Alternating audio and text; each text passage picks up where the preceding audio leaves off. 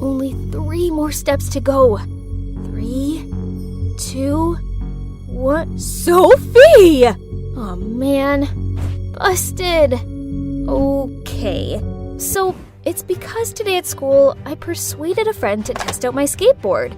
But come on, how was I supposed to know she'd end up breaking her leg? Oops. I called your dad and he's arranging your school transfer. What? Ugh! Is anyone else's mom way over the top like mine? My dad's away on business trips a lot, so the majority of the time it's just me and her. But we're basically chalk and cheese. Everything I do seems to annoy her. Skateboarding or partying, even breathing, I suppose. Geez, doesn't she remember what being young was like? Or was she born this boring? Then whenever something happens, she always rings Dad and snitches on me. Ugh! Speak of the devil. Oh, hi, Dad. Sophie, it's all sorted. You're transferring to Kings West High School next week. But Dad, I don't want to move schools. You brought it onto yourself, young lady. I have an old friend teaching there. I've told her to keep an eye on you. So, you better behave yourself. Poof! He thought he could scare me? As if. I ain't afraid of some cranky teacher. So comes my first day at this place, and this teacher, friend of Dad's, Miss Janet Clark, wouldn't quit gawping at me, and she kept on calling on me to answer her stupid questions. No thanks. Ugh. I needed to liven this boring class up. So when the teacher briefly left the room, I immediately put Vaseline on the cap of her water bottle. It was so funny watching her failing to open it and ended up with a smudged hand. Then when she asked the class who was responsible, I grinned as I raised my hand.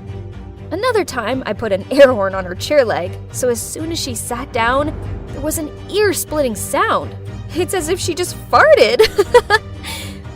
Impressive. How do you think up such crazy pranks? You're even better than me. Huh? I froze for a few seconds. Who was this handsome boy, and why hadn't I noticed him before? Turns out he's Dylan. And like me, he's prone to getting in trouble. We were talking to each other passionately when I felt a hand pat on my shoulder. It was Miss Clark. She led me into the corridor, and I expected her to shout at me, but surprisingly, she didn't get angry or anything. Instead, she asked if I was having a hard time. How odd. The next morning, I was about to enter the classroom when some popular girls stopped me. Who are you trying to impress? Better know your place, newbie. She's just another plain Jane. What are you worried about, Rebecca? There's no way Dylan likes her. Stay away from Dylan, else. Excuse me? This snooty girl just messed with the wrong person. And that's how we ended up pulling each other's hair until I managed to get a hold of her wrist and was about to give her a taste of my shoulder throw. Then Miss Clark intervened. The so-called Queen Bee quickly fled the scene. Then Miss Clark led me out to the schoolyard for a walk. She told me that this girl Rebecca was Dylan's ex-girlfriend. Oh, how pathetic. Our Becky has a crush on her ex. Then Miss Clark continued asking if I really felt okay, as she thought there must be some reason behind my rebellious behaviors. Just like that, my emotions got the better of me, and I blurted out how I hated moving schools, and the only good thing about this new place was Dylan. And could you believe it? She actually gave me some flirting tips to impress Dylan, and also told me to text her if I had any problems. Maybe I'd been wrong about Miss Clark. She was actually pretty cool, and I started talking to her pretty often. Then one day, I arrived home to see my bedroom door was ajar. I peeked inside and spotted Mom on my bed, iPad in hand, reading my diary on it. Mom, seriously, can you please give me some privacy? Sophie, what's this about a downhill skating event? Do you want to die? It's none of your business. Ugh, Mom was so controlling. She wouldn't let me wear the clothes I wanted or even fangirl over the idols I liked. Feeling so wronged, I called Miss Clark to let out this frustration. She was so understanding, saying how adults sometimes make mistakes too, and my mom was in the wrong this time. Then said I should sign up for the skating event, as I was young and therefore I should fight for my dreams. I wish Mom understood me like you do. You must be a wonderful mom. Your children are so lucky." She fell silent for a moment, then told me that as much as she wanted to be a mother, but she was divorced and had no kid. "Adopt me then. I'd rather be your daughter than my mom's." Then she gently smiled at me. Thanks to Miss Clark, my stuffy home life felt a bit better. While at school, thanks to her matchmaking, Dylan and I were now a couple. Yay! Rebecca thus gave me dirty looks all the time in class. But tough luck, sweetie. And our 1-month anniversary finally arrived. Today, Dylan's taking me out for sushi. Yum! But I'd only had one bite when a familiar figure rushed over. My mom glared at Dylan, then dragged me home. "Don't you ever talk to that awful boy again! You hear me? That kind of troublemaker is nothing but a bad influence. Cut ties with him ASAP!" This was insane! But thankfully, Dylan overlooked my mom's craziness, and we continued dating secretly. But then one morning, I texted and called Dylan a bunch of times, but there was no reply. Was something wrong? We just had the best date last night, but now, nothing. I rushed to school, searching for Dylan, worriedly asking everyone if they had heard anything from him, when Rebecca suddenly approached me.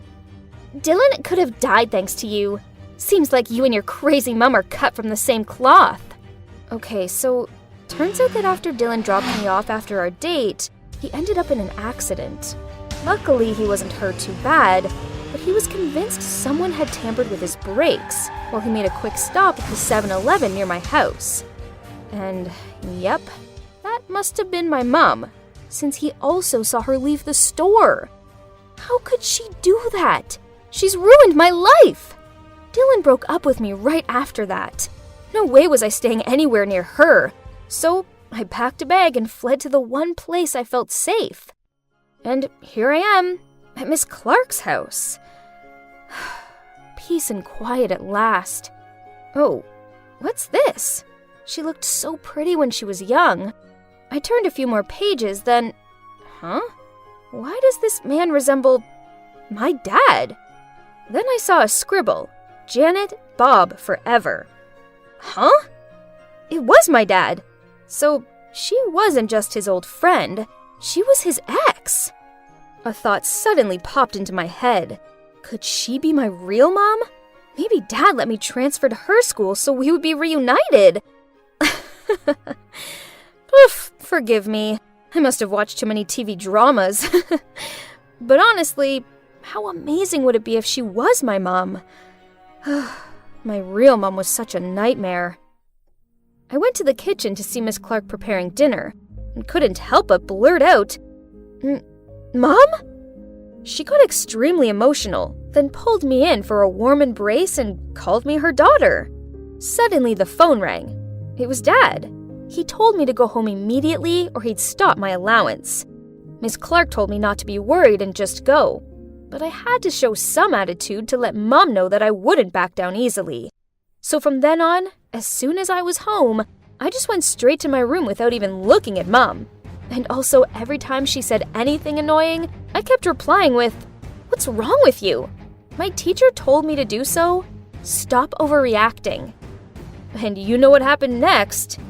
Yep, Mom called Dad. Again. I reported it to Miss Clark, as usual, and she told me that if I wanted Dad to stop listening to Mom, I had to tell him she was having an affair. What? Wasn't that too much? Did Miss Clark still have feelings for my dad? Was she only being nice to me so she could worm her way back into his life? After that, I didn't talk to her as much, and tried to avoid her at school, just to be safe. But then one day after lessons, I found her waiting by my locker looking all glum. She told me it was her birthday, but like every other time, she had no one to celebrate it with. If only you'd be by my side this year, my daughter. So I agreed to go for dinner with her, and then for convenience, I made reservations at Mom's restaurant. Maybe this wasn't such a bad idea. I mean, Miss Clark might be able to talk some sense into her, right? They could even actually get on. But as soon as Miss Clark walked in, Mom's face dropped. "Janet, what are you doing here? Our restaurant is fully booked. Please leave." The two argued back and forth for a while, and I couldn't stand it anymore. "Why are you so rude, Mom? She's my teacher." Mom then stormed off in a rage while Miss Clark and I just ignored her and carried on with our birthday plan. But as she was eating the baked lobster dish, she suddenly turned a funny color, then threw up. We took her to the emergency room, and the doctor said this was down to ipecac, a vomit-inducing medicine. Who else is to blame? How could my mom be so cruel? "Sophie, I'm fine. I'm sure your mom meant no harm." Mom looked furious and rushed over to Miss Clark. I had to pull her back, and then I told her she didn't deserve to be my mom. She was speechless and burst into tears. But it was too late. I announced I would move out of the house and stay with Miss Clark instead. So I went home and packed straight away, then left. But Mom wouldn't quit following me that whole week. It's super annoying. So Miss Clark came up with a new idea. We should move somewhere where Mom wouldn't find us. Huh? Was it a bit too sudden? But this was the only way I could be rid of my freaky mom. So we moved to a little house in the suburbs. Miss Clark took good care of me and completed all of my school transfer procedures. The first few days were so much fun. We had a really good time together. However, I started to notice odd little things, such as she fed me pizza every single day. Pizza and pizza only. She also insisted I wear these worn old clothes and called me Dumpling? What a weird nickname. At first I just wondered why she did that, but then it started to bug me, so I asked her to stop. To my surprise, she started crying. Looks like I was stuck with this awful nickname. Things at home seemed off, and the new school was just as terrible. From the very first day, I again became the target of the mean girls. But one day, as they tried to stop me passing them, one of their faces suddenly turned pale. Huh? Isn't that Alice's gross old shirt? Alice who? You know, Alice. The dumpling. She wore the exact same shirt with the word smart printed on it. I remember this vividly as I used to laugh at how brazen of that stupid girl for wearing a shirt saying smart. My God, even the trace of my cigarette butt on its flap? It's still there? But she's dead. Then they all looked at each other in fear and ran away. Huh? Chills ran down my spine. I didn't know who this Alice was, and I didn't want to. The only thing I knew was I needed to get out of this place immediately. So I rushed home to pack my things before Miss Clark got back from work, but it was too late. Dumpling? Where are you going? You have to stay with Mommy. Then she quickly locked the door, dragged me inside, and started acting like a psychopath. Eat up, my dumpling. Why are you so sad? It's seafood pizza, your favorite. I'm sorry I didn't let you eat it before, but now you can have it all you want. I'll buy this for you every day. Panicked, I didn't know how to hold out against this insane woman when someone kicked in the door. It was Dylan, followed by my parents. Sophie, here you are, our baby. Oh, thank good God. I pushed Janet away and ran straight to them. But how did they find me? I decided to look into the case of my broken brake again, as a few days after the accident, I came back to that 7-Eleven, and a cashier asked me if my mom came home safely the other day, as she saw a woman claiming to be my mom struggling by my motorcycle, saying there's some problem with it. That sounded way too fishy, so I asked to check the store's CCTV footage. And the culprit was not your mom as we all thought, but her. Huh? Why? She helped matchmake us. Why would she want to harm you? I don't know. Maybe she wants everyone to misunderstand and blame your mother. Luckily, our phones have still been sharing locations ever since we were dating, so I found you in time. Many thanks to you, Dylan. My father angrily looked at Miss Clark. Janet, things between us ended decades ago. Please get a hold of yourself. How ridiculous. Who do you think you are to assume this is about you? Dumpling is mine. She's my daughter, and she's staying with me. She broke down crying, and then admitted it all. from damaging Dylan's motorbike to putting 𝗪𝗡𝗥 medicine in her own food to fool people. I've tried everything. I can't believe it. How could a gentle person like her do such things? After the truth was revealed, everything gradually got back on track. I went back home, but still, my mind constantly wandering back to her and why she did it. Until one day, I came home from school and was surprised to see that woman sitting on the couch in our living room having a coffee with Mom. To be honest, I was a bit frightened at the sight of her, but she didn't look as unstable as before. It turned out that she'd just returned from a psychotherapy unit. She'd been suffering from her mental health since Alice, her daughter, passed away. Alice, aka Dumpling, was a stubborn teenager, just like me, and due to the strictness of her mom, she once left home in a temper and never came back, as she got in a terrible car accident that night. So, as soon as Miss Clark saw me, she subconsciously wanted to turn me into her daughter to fix her past mistakes. Sophie, I'm truly sorry for the pain I caused you. I let my grief consume me, and as a result, I refused to accept how dark a place I was in. Teenagers are complicated, but please try to be more open-minded and show them love the correct way. Sophie's a good kid, and I don't want you making the same mistakes I did. And so, everything ended in a good way. Although my mom and I still sometimes argue, now we both know how to control it. I also learned to share things with her so that we became closer. And now, when she calls Dad, it's no longer to snitch on me, but it's to talk about how our days went. By the way, I don't have to go on secret dates anymore either. There's my Prince Charming. How many times have I told him not to rev up the engine? We had several bad boys in my class, but Simon was the worst of them. He dated my best friend Holly until he dumped her in the most cruel way you could imagine. He told her, "You are the worst girlfriend that ever existed. You never make jokes, you are always quiet, and it's impossible to have fun with you." Holly is a super sensitive girl, so after the breakup, she cried for weeks non-stop, saying, "No guy will ever like me." I tried to console her, saying, "He's a jerk, forget about him." But she responded, "How can I? He gave me genital herpes and it won't go away." Okay, that was the icing on the cake. I knew I had to revenge Holly and destroy Simon's pathetic life. The only question was, how? I decided I first had to get close to him. And that wasn't too hard because he was constantly hitting on me. Most girls would have loved to date him because of his looks and charm, but I knew he was a selfish jerk. So, to revenge my best friend, I smiled at Simon.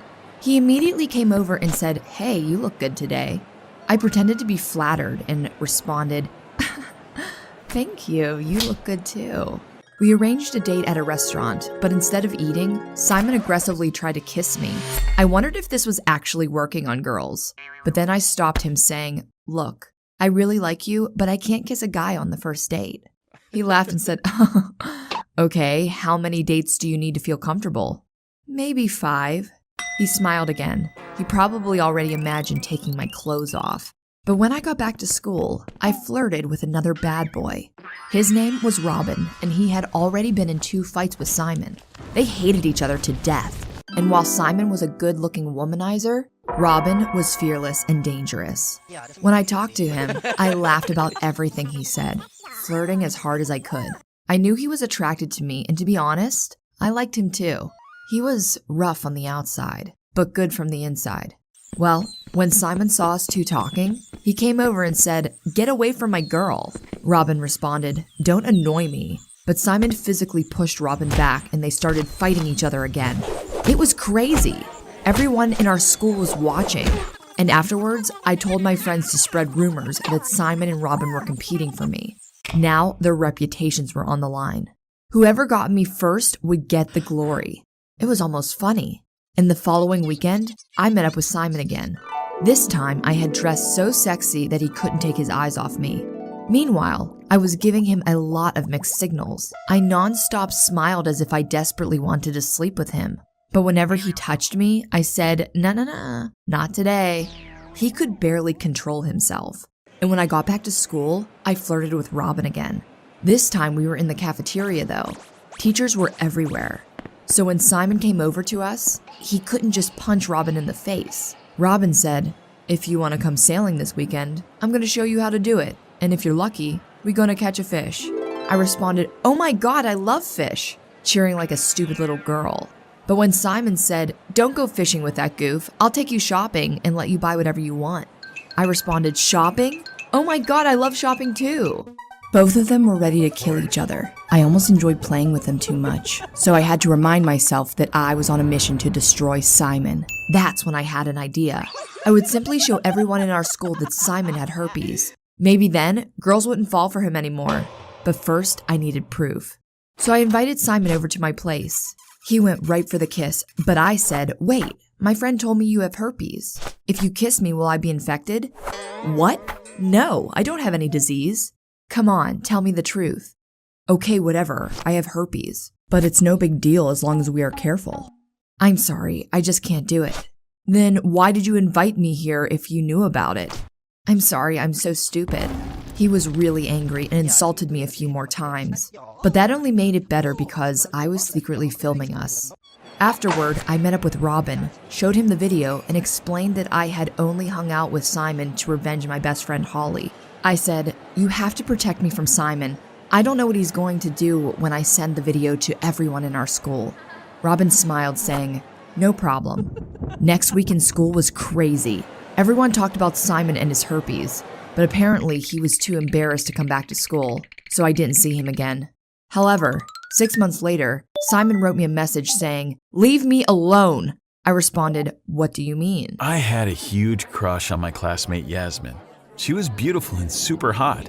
One day I accidentally bumped into her, got her dress stuck in my zipper and ripped it off.